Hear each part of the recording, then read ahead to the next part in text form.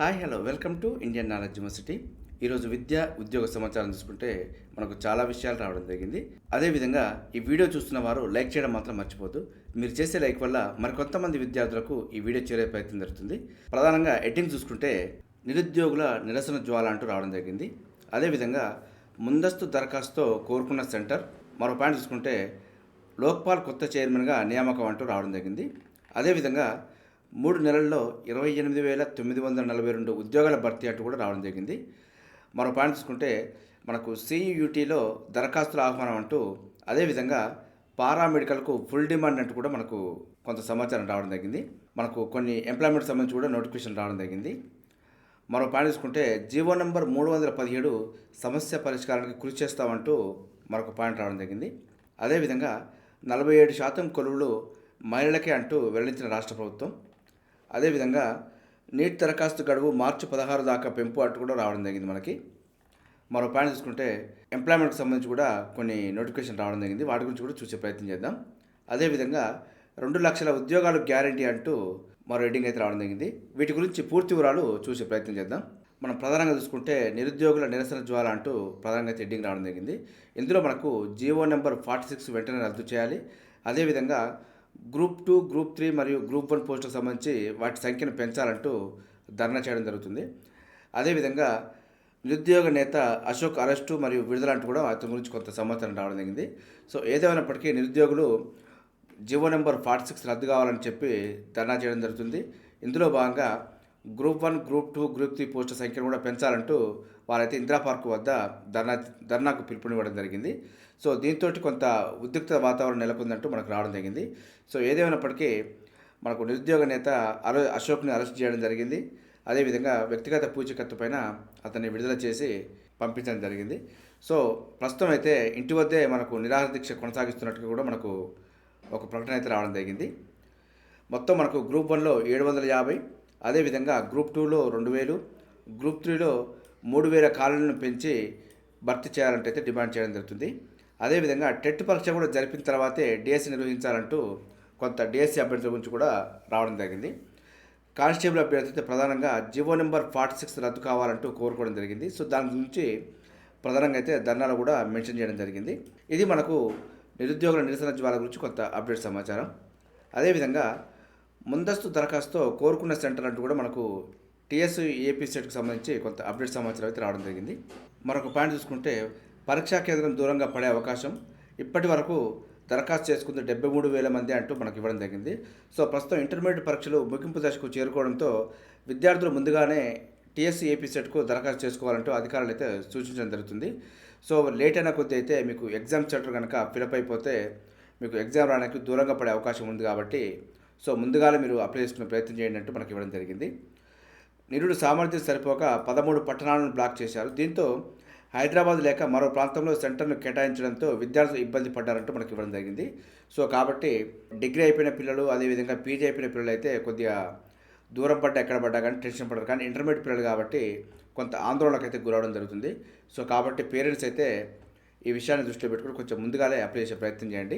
మనకు మొత్తం అయితే 21 టెస్ట్ జోన్లను కేటాయించడం జరిగింది. ఇందులో తెలంగాణలో 16 టెస్ట్ జోన్లు, అదేవిధంగా ఏపీలో 5 టెస్ట్ జోన్లు అయితే అందుబాటులో ఉన్నాయి. స్పెషల్గా హైదరాబాద్లోనే 4 టెస్ట్ జోన్లు ఏర్పాటు చేయడం జరిగింది. కాబట్టి అభ్యర్థులు ఈ విషయాన్ని దృష్టిలో పెట్టుకుని అప్లై చేసుకునే ప్రయత్నం చేయండి. సో ఈసారి ఒక్కో టెస్ట్ సెంటర్కు కెపాసిటీ కూడా పెంచడం జరిగింది. గతంలో అయితే 27,000 మందికి పరీక్ష నిర్వహించేది. సో ప్రస్తుతం అయితే ఆ సామర్థ్యాన్ని 35,000 కూడా పెంచడం జరిగిందంటూ మనకి ఇవ్వడం జరిగింది. ఇప్పటివరకు అయితే మందకొడిగానే దరఖాస్తులు వస్తున్నాయంటూ మనకు టీఎస్ ఈఏపీ సెట్ అయితే పేర్కొనడం జరిగింది.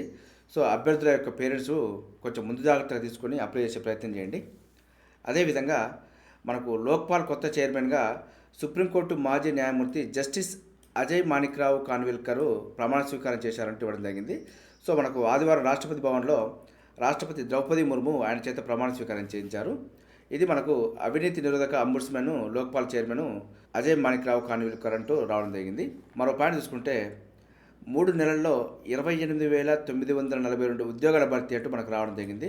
సో ఏదేమైనప్పటికీ ఎలాంటి ప్రాబ్లమ్స్ క్రియేట్ చేయకుండా, కోర్టు కేసులు కాకుండా నియామక పత్రాలను అయితే అందించే ప్రయత్నం చేసింది మన ప్రస్తుత ప్రభుత్వం. సో ఏదేమైనప్పటికీ సంతోషం అనుకోవచ్చు.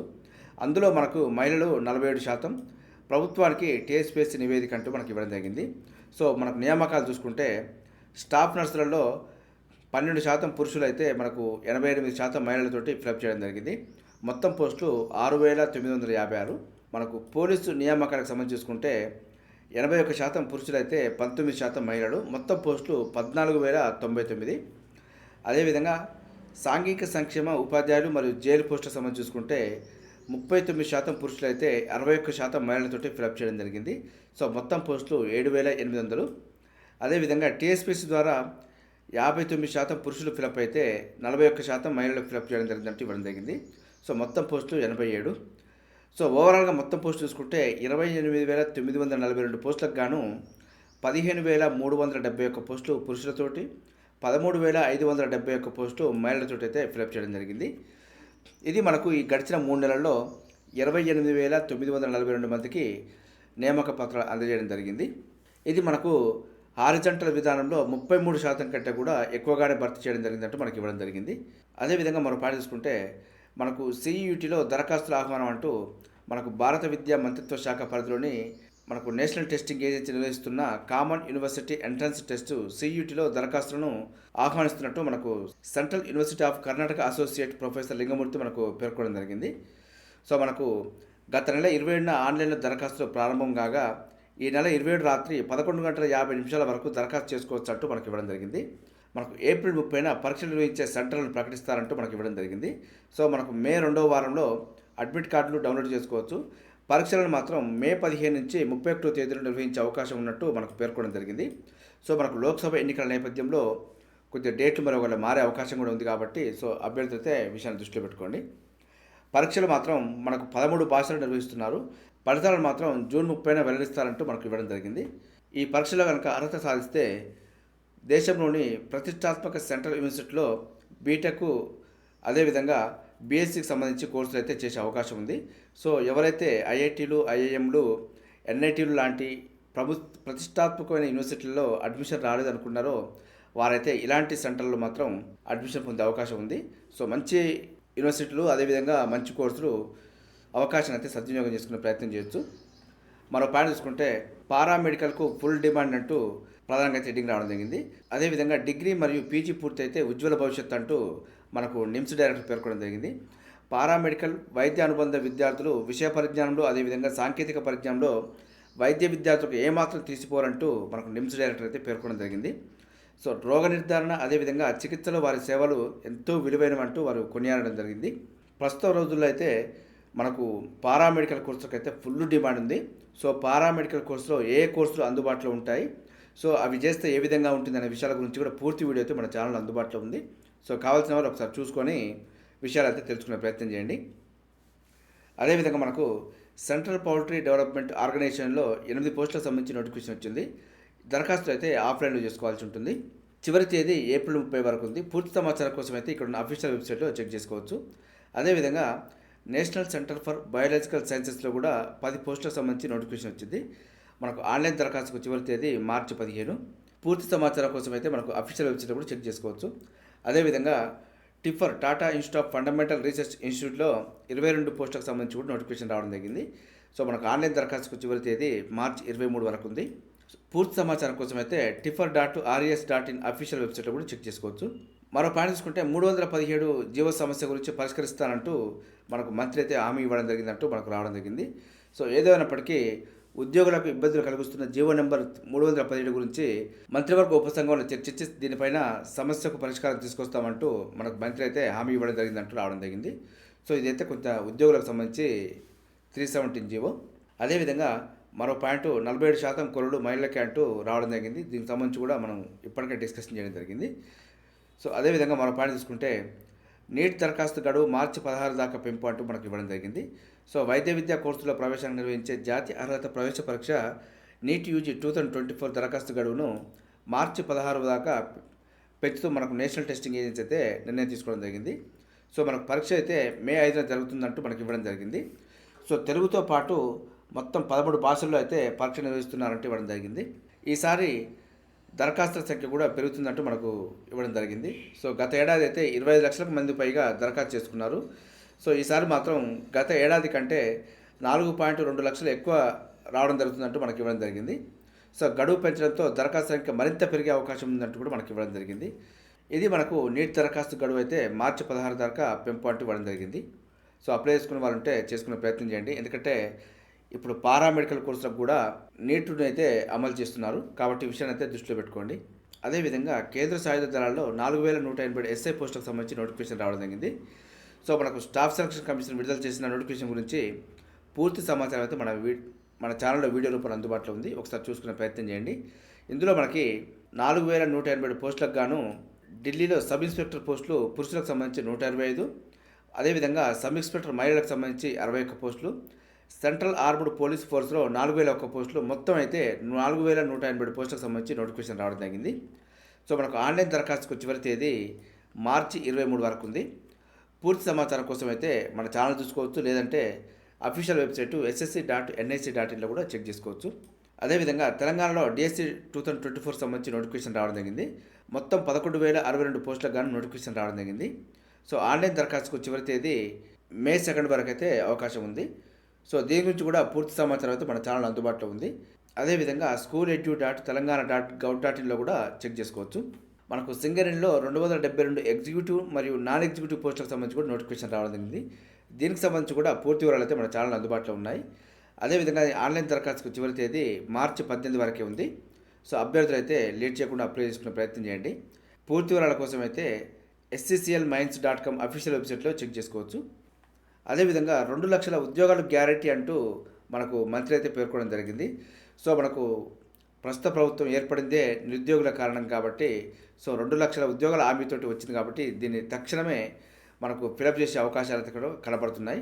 సో ఇప్పటికే మనకు దాదాపుగా ఒక 30,000 మంది వరకు నియామక పత్రాలు అందజేయడం జరిగింది. సో దీనిలో భాగంగా మనం చూసుకుంటే 1,70,000 అయితే ఇంకా వెయిటింగ్ అయితే ఉన్నాయి.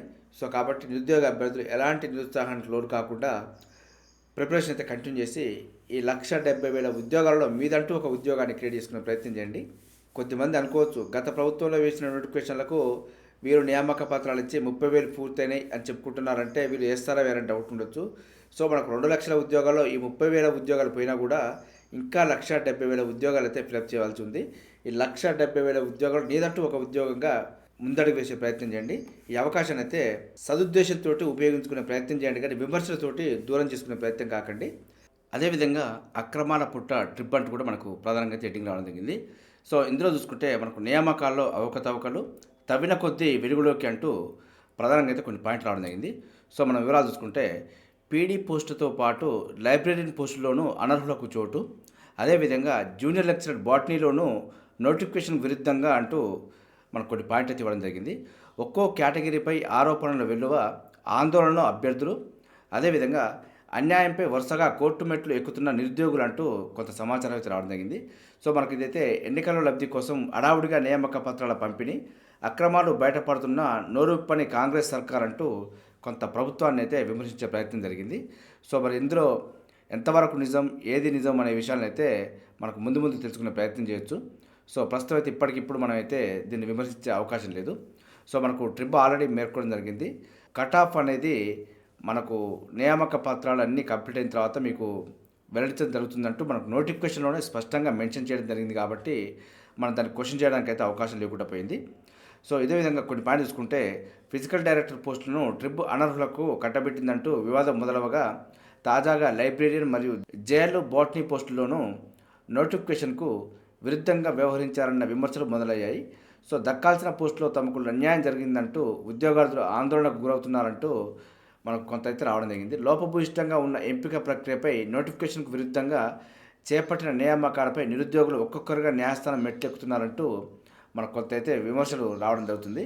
సో ఇది మాత్రం ఇక్కడ ఉన్న ఇమేజ్ మాత్రం నిరుద్యోగులు జివో నెంబర్ 46, అదేవిధంగా గ్రూప్ 1, గ్రూప్ 2, గ్రూప్ 3 పోస్టులు పెంచాలంటూ దానికి సంబంధించి అయితే నిరసన చేయడం జరిగింది. దీంట్లో కింద కూడా మనం చూసుకోవచ్చు, ఇక్కడ జివో నెంబర్ 46ను వెంటనే రద్దు చేయాలంటూ ఆందోళన బాట.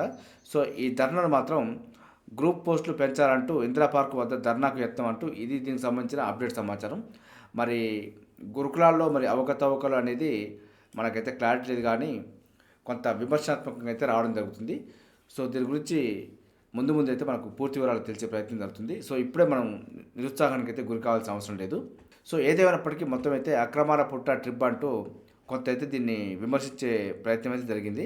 మనకు ఎలాంటి కోర్టు కేసులు లేకుండా 9,000 ఉద్యోగాలు అయితే నియామక పత్రాలు అందబోతున్నాయి అనుకునే క్రమంలో సో ఇలాంటి విమర్శలు రావడం అనేది కొంత మరి అనుమానాలకైతే తావిస్తుంది. ఏదేమైనప్పటికీ సో కొద్ది రోజులైతే మనకు పూర్తి వివరాలు తెలిసే ప్రయత్నం జరుగుతుంది.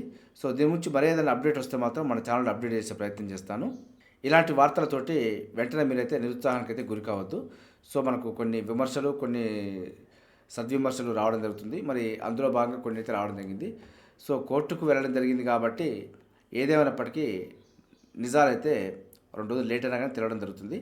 సో అభ్యర్థులు మాత్రం ఆందోళన చెందాల్సిన అవసరం లేదు. ఇది మనకు ఈరోజు సంబంధించి విద్యా ఉద్యోగ సమాచారం. ఇదే విధంగా మన ఛానల్లో ప్రతిరోజు మార్నింగ్ అయితే రావడం జరుగుతుంది. వీటితో పాటు అడ్మిషన్ నోటిఫికేషన్స్ మరియు రిక్రూట్మెంట్ నోటిఫికేషన్ సంబంధించి కూడా ఎప్పటికప్పుడు అప్డేట్ సమాచారం అయితే మన ఛానల్లో అందుబాటులో ఉంటుంది. మన ఛానల్ చూస్తున్న వారు సబ్స్క్రైబ్ చేసుకొని ఫాలో అవుతూ ఉండండి. ఈ వీడియో నచ్చితే లైక్ చేయండి, షేర్ చేయండి. సబ్స్క్రైబ్ చేసుకోవడం మాత్రం మర్చిపోద్దు. Have a nice day.